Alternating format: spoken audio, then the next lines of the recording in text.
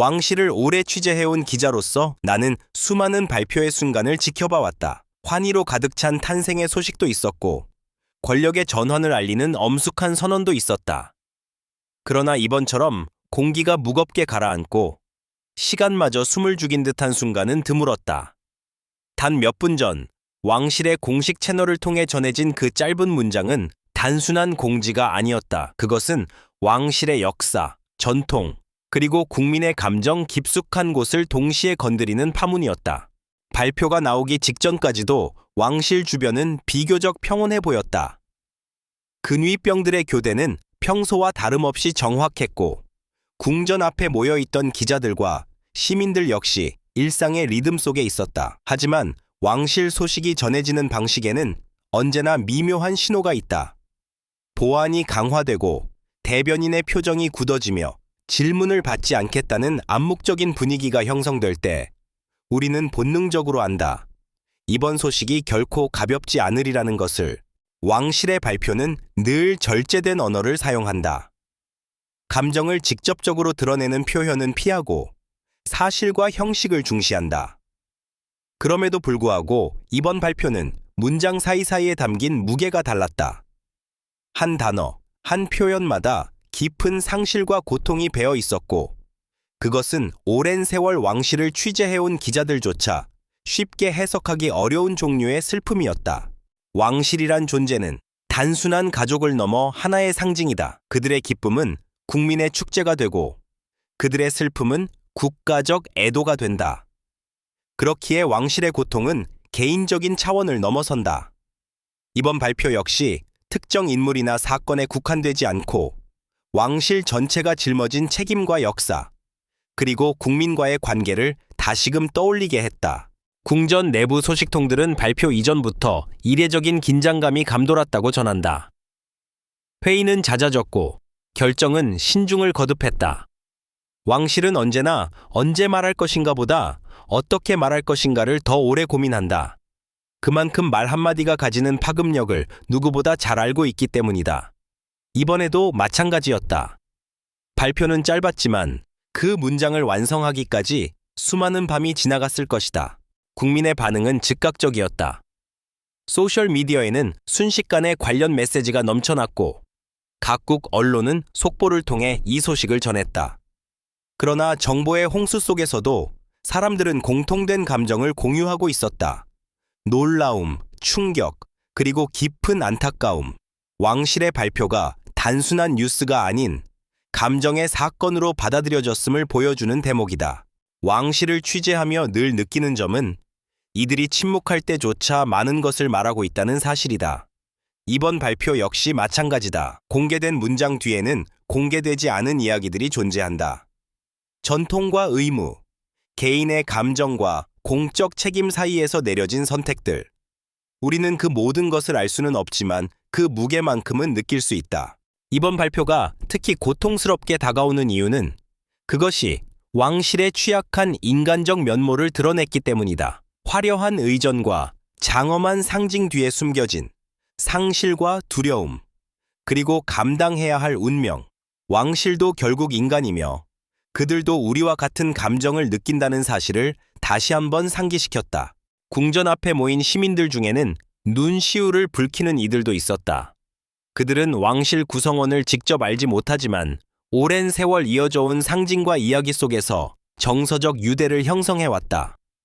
왕실의 고통은 그들의 고통이 되었고 발표는 그 연결고리를 더욱 선명하게 만들었다. 이 장에서는 단지 발표가 있었다는 사실만을 말하지 않는다. 우리는 왜 이 소식이 충격적이고 가슴 아픈 것으로 받아들여졌는지 그 배경과 맥락을 이해해야 한다.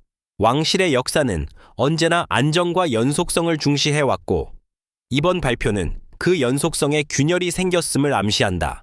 그렇기에 충격은 더욱 컸다. 왕실의 언어는 신중하다. 불필요한 해석을 막기 위해 모호함을 남기기도 하고 때로는 침묵으로 답한다. 그러나 이번에는 최소한의 언어로 최대한의 의미를 전달했다. 그것은 곧 더 이상 미룰 수 없는 순간이 도래했음을 뜻한다. 10년 동안 왕실을 취재해온 기자로서 나는 알고 있다. 이런 발표 이후에는 긴 시간이 필요하다는 것을. 국민이 받아들이고 해석하고 감정을 정리하는 데에는 시간이 필요하다. 왕실 역시 마찬가지다. 발표는 끝이 아니라 시작이며 앞으로 이어질 변화의 서막에 불과하다. 이제 우리는 질문하게 된다. 왜 지금이었는가? 무엇이 이 결정을 불가피하게 만들었는가? 그리고 이 발표는 왕실과 국민의 관계에 어떤 의미를 남길 것인가? 이 질문들에 대한 답은 한 장으로 끝나지 않는다. 그렇기에 우리는 이 이야기를 여러 장으로 나누어 천천히 들여다볼 필요가 있다. 제1장은 그저 문이 열리는 순간이다. 충격과 슬픔이 공기처럼 퍼진 그 찰나를 포착하고 그 무게를 독자에게 전달하는 역할을 한다. 왕실의 발표가 던진 파문은 이제 막 시작되었고 그 여파는 앞으로도 오랫동안 이어질 것이다. 왕실의 발표가 전해진 직후 궁전 안팎에서는 눈에 보이지 않는 움직임이 시작되었다. 겉으로는 아무것도 변하지 않은 듯 보였지만 그 내부에서는 이미 많은 것이 달라지고 있었다. 왕실이 공식적으로 말을 꺼냈다는 사실 자체가 하나의 전환점이었고 그 전환은 조용하지만 분명하게 진행되고 있었다. 왕실에서 발표가 나오기 전 가장 먼저 변화의 조짐을 느끼는 이들은 언제나 내부 관계자들이다. 의전 담당자, 보좌관, 법률 자문단, 그리고 오랜 시간 왕실을 곁에서 지켜온 고위 관리들. 이들은 발표 며칠 전부터 일정이 조정되고 비공개 회의가 잦아졌다는 사실을 알고 있었다. 질문은 허용되지 않았고 답변은 더욱 절제되었다. 이는 곧 단순한 사건이 아닌 구조적인 문제 혹은 피할 수 없는 결정이 다가오고 있음을 의미했다. 왕실의 결정은 감정만으로 내려지지 않는다.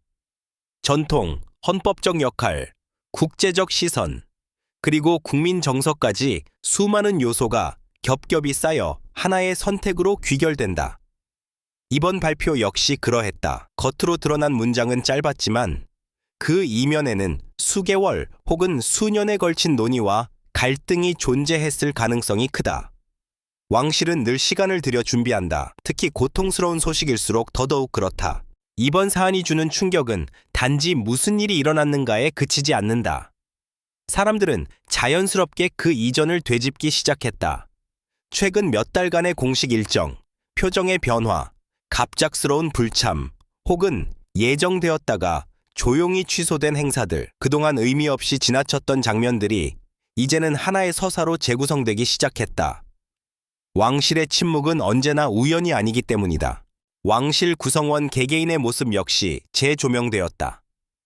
평소보다 짧아진 발언, 줄어든 미소, 그리고 형식적인 태도 뒤에 감춰진 긴장감.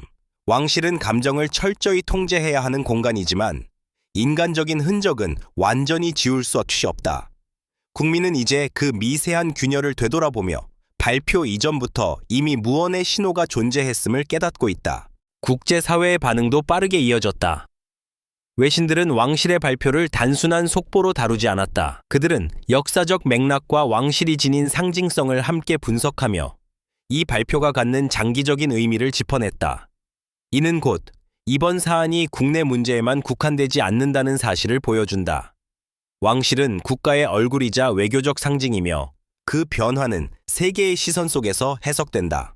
왕실의 고통이 더욱 크게 다가오는 이유 중 하나는 그것이 늘 견뎌야 하는 슬픔의 형태로 나타나기 때문이다. 그들은 개인적인 상실이나 갈등조차 공적인 틀 안에서 감당해야 한다. 이번 발표 역시 마찬가지다. 말하지 못한 이야기, 드러내지 못한 감정, 그리고 공개될 수 없는 선택들이 그 뒤에 존재한다. 왕실은 설명하지 않음으로써 오히려 더 많은 질문을 남긴다. 궁전 내부에서는 이미 다음 단계를 준비하고 있다. 발표 이후의 대응, 국민과의 소통 방식, 그리고 향후 일정의 재조정까지. 왕실은 혼란을 최소화하기 위해 항상 질서를 우선시한다. 그러나 아무리 치밀하게 준비한다 해도 국민의 감정까지 통제할 수는 없다. 충격과 슬픔은 각자의 방식으로 퍼져나가며 사회 전반에 잔잔하지만 깊은 파문을 남긴다. 이번 발표를 계기로 왕실과 국민 사이의 관계 역시 다시금 조명되고 있다. 왕실은 늘 존경과 거리감 사이 어딘가에 존재해왔다. 그러나 이런 순간에는 그 거리가 급격히 좁혀진다. 사람들은 왕실을 하나의 제도가 아닌 상처 입은 존재로 바라보게 된다. 그리고 그 시선은 동정이 아니라 공감에 가깝다. 10년 동안 왕실을 취재하며 느낀 것은 가장 중요한 이야기는 언제나 공식 발표 이후에 시작된다는 점이다. 발표는 사실을 알리는 행위이지만 그 의미를 완성하는 것은 시간과 반응이다. 이번에도 마찬가지다. 사람들은 이 소식을 받아들이며 각자의 기억과 감정을 덧붙이고 그 과정에서 이야기는 점점 더 입체적으로 변해간다. 제2장은 바로 그 변화의 시작을 다룬다. 발표 이전의 조용한 징후들, 발표 직후의 움직임, 그리고 그 사이에 존재했던 침묵의 의미. 이는 단순한 배경 설명이 아니라 앞으로 이어질 모든 이야기의 토대가 된다. 왕실의 한마디는 이미 세상에 던져졌고 이제 그 울림은 멈추지 않고 계속해서 확산되고 있다. 시간이 조금 흐르자 충격은 보다 차분한 성찰로 바뀌기 시작했다. 왕실의 발표는 이미 사실로 받아들여졌고 이제 사람들은 그 의미를 해석하려는 단계로 들어섰다. 단순히 놀라고 슬퍼하는 것을 넘어 왜 이런 상황이 벌어졌는지, 그리고 이것이 왕실의 미래에 무엇을 남길지를 묻기 시작한 것이다. 이 과정은 자연스럽지만 동시에 매우 조심스러운 영역이기도 하다. 왕실의 역사는 언제나 안정성과 지속성을 핵심 가치로 삼아왔다. 수세기에 걸쳐 이어진 전통은 단절보다 계승을, 변화보다 균형을 중시해왔다. 그렇기에 이번 발표는 사건이기 이전의 흐름의 변화로 인식되고 있다. 그것은 단번에 설명될 수 있는 문제가 아니라 오랜 시간 축적된 선택과 상황의 결과로 보인다. 많은 이들이 왕실의 과거를 다시 들여다보고 있다. 비슷한 위기가 있었던 시기, 그때 왕실이 어떤 태도를 취했는지, 그리고 그 선택이 어떤 결과를 낳았는지에 대한 분석이 이어진다. 역사 속에서 왕실은 수차례 위기를 겪었고, 그때마다 침묵과 인내, 그리고 때로는 과감한 결단으로 상황을 넘겨왔다. 이번 역시 그 연장선상에 놓여 있다는 해석이 힘을 얻고 있다. 그러나 과거와 현재는 같지 않다. 오늘날 왕실은 전통적인 권위만으로 존재하지 않는다. 대중의 인식, 미디어 환경, 그리고 투명성에 대한 요구는 과거보다 훨씬 강해졌다. 이번 발표 이후 왕실이 어떤 태도를 보이느냐에 따라 그 신뢰는 더욱 공고해질 수도 혹은 흔들릴 수도 있다. 그래서 이 시점은 그 어느 때보다 중요하다.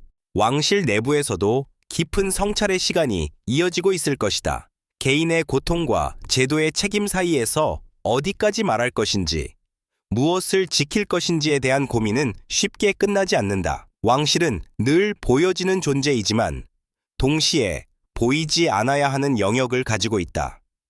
이번 사안은 그 경계가 어디까지 허용될 수 있는지를 다시 묻고 있다. 국민의 시선 또한 이전과는 미묘하게 달라졌다. 과거에는 왕실의 결정에 대해 묵묵히 받아들이는 태도가 강했다면 이제는 이해를 요구하고 맥락을 알고 싶어 한다. 이는 도전이자 기회다. 왕실이 국민과의 관계를 어떻게 재정의하느냐에 따라 이번 발표는 단순한 상처가 아니라 새로운 신뢰의 계기가 될 수도 있다. 흥미로운 점은 침묵 속에서도 왕실이 여전히 강한 메시지를 전달하고 있다는 사실이다. 추가적인 설명 없이도 일정의 변화와 의전의 미묘한 조정, 그리고 공식 석상에서의 분위기만으로도 사람들은 많은 것을 읽어낸다. 왕실의 언어는 말보다 행동에 더 많이 담겨 있다. 이 시점에서 중요한 것은 속도가 아니다. 왕실의 이야기는 언제나 시간이 필요하다. 빠른 해명이나 감정적인 대응은 오히려 상황을 복잡하게 만들 수 있다. 왕실은 이를 잘 알고 있으며 그렇기에 더욱 신중한 태도를 유지하고 있다. 침착함은 약함이 아니라 오래 축적된 경험에서 비롯된 선택이다. 제3장은 이처럼 발표 이후 형성된 해석의 공간을 다룬다. 사람들의 질문, 역사와의 비교, 그리고 변화한 시대 속에서 왕실이 마주한 새로운 조건들, 충격은 점차 의미로 바뀌고 있으며 그 의미는 앞으로의 방향을 결정짓는 중요한 기준이 된다. 왕실의 발표는 이미 과거가 되었지만 그 영향은 현재를 관통해 미래로 이어지고 있다. 우리는 아직 모든 답을 알지 못한다. 그러나 한 가지는 분명하다. 이번 순간은 왕실의 역사 속에서 조용하지만 결정적인 장면으로 기록될 것이며 그 해석은 시간이 흐를수록 더욱 깊어질 것이다. 시간이 더 흐르면서 이번 사안은 점점 개인의 영역으로 스며들기 시작했다. 왕실이라는 거대한 제도 뒤에 가려져 있던 개별 인물들의 존재가 자연스럽게 떠올랐고 사람들은 그들이 감당해야 했을 감정의 무게를 상상하게 되었다. 왕실의 발표는 제도적 언어로 쓰였지만 그로 인해 가장 큰 영향을 받는 것은 결국 사람이다. 왕실 구성원들은 태어나는 순간부터 역할을 부여받는다. 선택의 여지가 없는 삶, 늘 공개된 시선 속에서 살아야 하는 운명. 이번 발표가 더욱 가슴 아프게 다가오는 이유는 그것이 그러한 삶의 조건이 얼마나 가혹할 수 있는지를 다시금 보여주었기 때문이다. 개인의 고통은 공식 문장 속에서 삭제되지만 완전히 사라지지는 않는다. 왕실 내부에서는 각자의 방식으로 이 상황을 받아들이고 있을 것이다. 누군가는 침묵으로, 누군가는 더욱 엄격한 의무 수행으로 감정을 눌러 담는다. 왕실에서는 슬픔조차 관리의 대상이 된다. 이는 냉혹해 보일 수 있지만 오랜 전통 속에서 형성된 생존 방식이기도 하다. 감정이 앞서면 제도는 흔들릴 수밖에 없기 때문이다. 이번 발표 이후 일부 공식 일정이 축소되거나 조정된 것은 단순한 행정적 판단이 아니다. 그것은 내부의 상태를 반영하는 신호이기도 하다. 왕실은 언제나 안정된 이미지를 유지하려 하지만 이런 순간에는 최소한의 인간적 여백을 허용한다. 그 여백 속에서 왕실 구성원들은 잠시 숨을 고르고 다음을 준비한다. 국민들 역시 이 개인적인 차원에 더욱 주목하기 시작했다. 화려한 의전과 상징을 벗겨내고 한 사람의 가족, 한 개인으로서 왕실을 바라보는 시선이 늘어났다. 이는 왕실과 국민 사이의 관계가 단순한 존경에서 공감으로 이동하고 있음을 보여준다. 이번 사안은 그 변화를 가속화시키는 계기가 되었다. 언론의 태도 또한 달라졌다. 초기에는 속보와 분석이 중심이었다면 이제는 신중함과 절제가 강조된다. 과도한 추측이나 자극적인 해석은 오히려 반감을 살 수 있다는 인식이 공유되고 있다. 왕실 보도를 오래 해온 기자들일수록 이 시기에는 말보다 침묵이 더 많은 정보를 담고 있음을 잘 알고 있다. 왕실의 고통은 결코 드라마처럼 소비되어서는 안 된다. 그것은 오랜 책임과 의무 속에서 축적된 결과이며 쉽게 판단할 수 없는 영역이다. 이번 발표를 통해 우리는 왕실을 이상화하거나 비판하기보다 이해하려는 태도가 필요하다는 사실을 다시 배우게 된다. 제4장은 바로 그 인간적인 층위를 조명한다. 제도 뒤에 있는 사람들, 말해지지 않은 감정들, 그리고 그들이 감당해야 하는 보이지 않는 압박. 왕실의 이야기는 이 지점에서 비로소 우리 자신의 이야기와 맞닿는다. 권력과 상징의 문제를 넘어 인간이 짊어질 수 있는 한계에 대한 질문으로 확장되기 때문이다. 이 장을 지나며 독자는 왕실을 더 이상 멀리 있는 존재로만 보지 않게 된다. 그들도 상실 앞에서 흔들리고 침묵 속에서 버티며 주어진 역할을 끝까지 수행하려 애쓰는 인간이라는 사실이 분명해진다. 그리고 바로 그 점이 이번 발표가 남긴 가장 깊은 울림일지도 모른다. 이번 사안을 둘러싼 논의는 점차 왕실이라는 틀을 넘어 사회 전체로 확장되기 시작했다. 왕실의 발표는 하나의 계기였을 뿐, 그로 인해 드러난 질문들은 더 넓은 맥락을 요구했다. 전통은 어디까지 유지되어야 하는가? 책임은 누구에게 있으며 개인의 삶과 공적 역할은 어떻게 조화를 이룰 수 있는가? 이 질문들은 왕실만의 문제가 아니라 현대 사회가 끊임없이 마주하는 주제이기도 하다. 왕실은 오랫동안 국가 정체성의 중심에 서 있었다. 안정과 연속성의 상징으로서 변화하는 시대 속에서도 흔들리지 않는 기준을 제공해왔다. 그러나 이번 발표는 그 상징성조차 변화의 압력에서 자유로울 수 없음을 보여준다. 전통은 고정된 것이 아니라 시대와 함께 재해석되어야 하는 살아있는 개념이라는 사실이 다시 한번 부각되었다. 사회적 담론 속에서 왕실의 역할에 대한 다양한 의견이 등장했다. 어떤 이들은 여전히 왕실이 엄격한 전통을 지켜야 한다고 주장하고, 또 다른 이들은 보다 인간적이고 유연한 모습을 요구한다. 이 두 입장은 충돌하는 듯 보이지만 사실은 같은 질문을 다른 방식으로 던지고 있다. 왕실은 누구를 위해 존재하는가? 그리고 그 존재 이유는 어떻게 설명될 수 있는가? 이번 사안은 특히 젊은 세대에게 강한 인상을 남겼다. 그들은 권위보다는 진정성을, 형식보다는 의미를 중시한다. 왕실의 발표가 그들에게 어떻게 받아들여지느냐는 앞으로 왕실이 어떤 언어와 태도로 소통해야 하는지를 가늠하게 하는 중요한 지표가 된다. 침묵이 존중으로 해석되던 시대는 지나가고 이제는 침묵마저도 설명을 요구받는 시대에 접어들었다.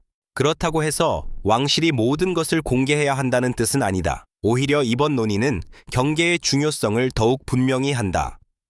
어디까지가 공적 책임이고 어디부터가 개인의 존엄인가?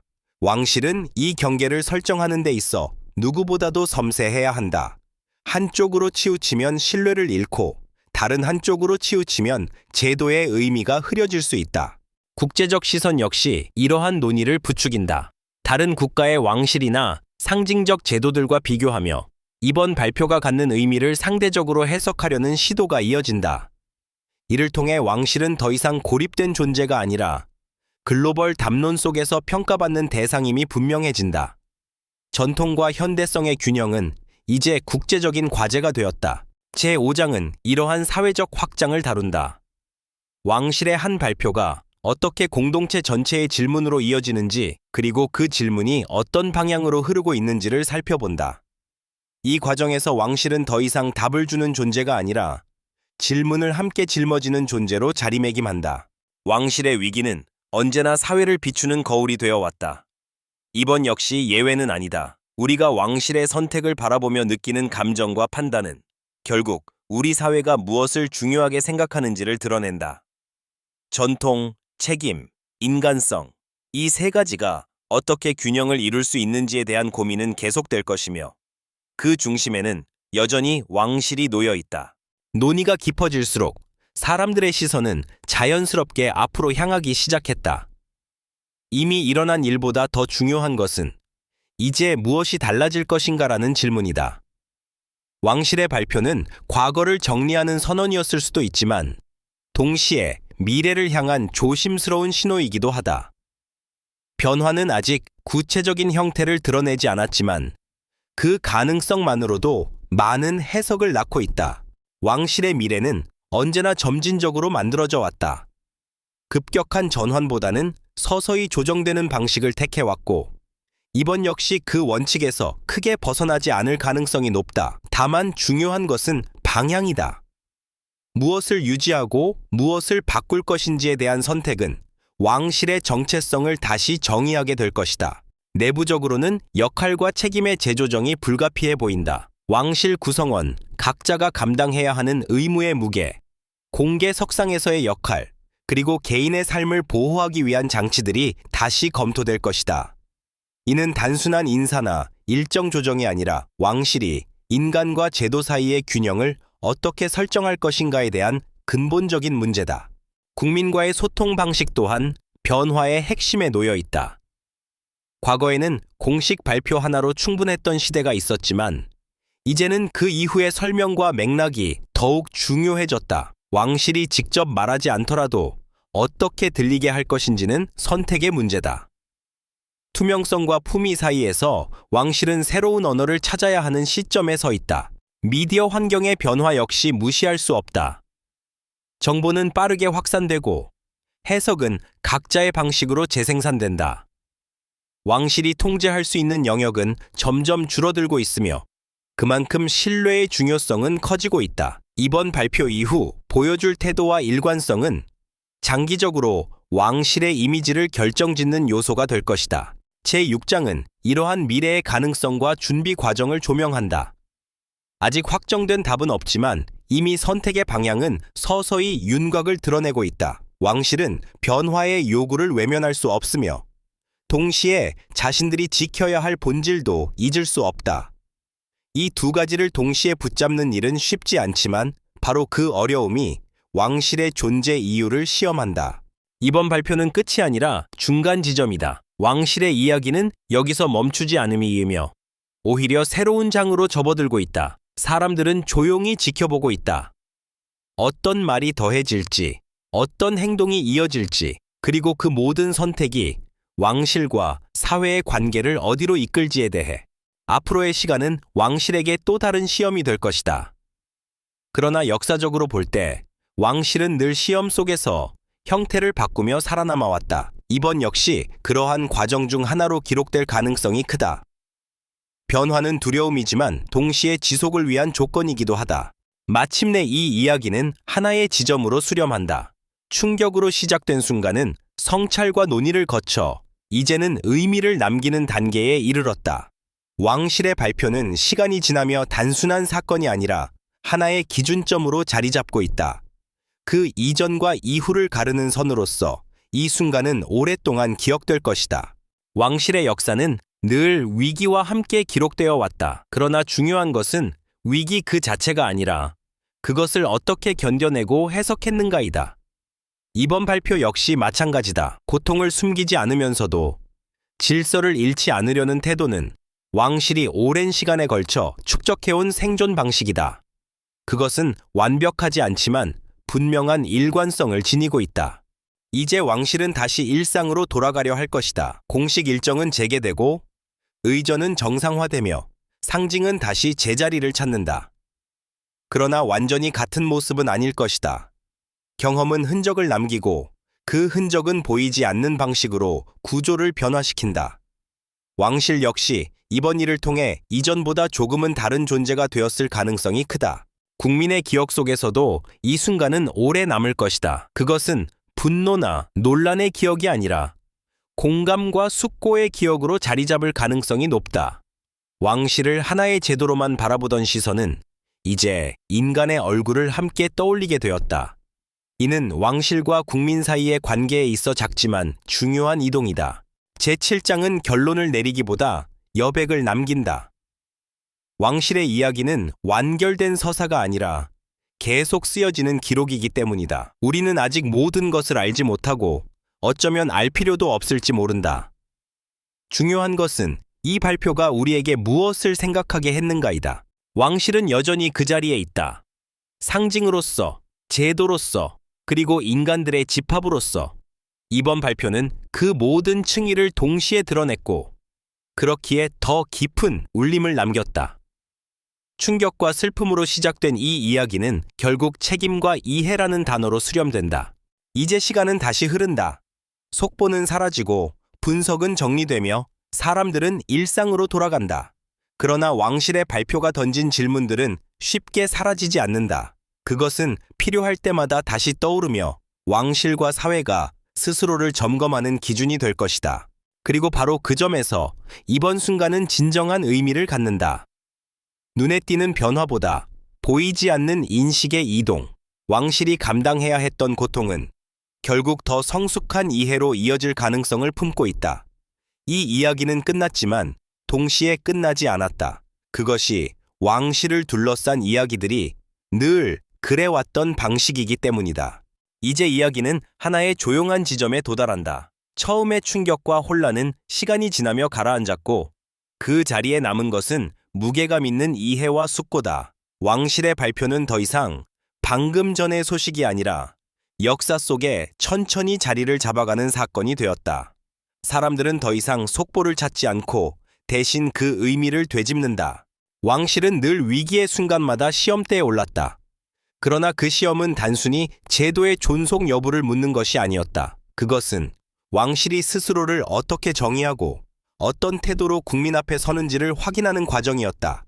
이번 발표 역시 그러한 시험 중 하나였고 그 결과는 즉각적인 평가보다 긴 시간 속에서 드러날 것이다. 공식 일정은 점차 정상화되고 왕실의 상징적 역할도 다시 일상의 흐름 속으로 스며들고 있다.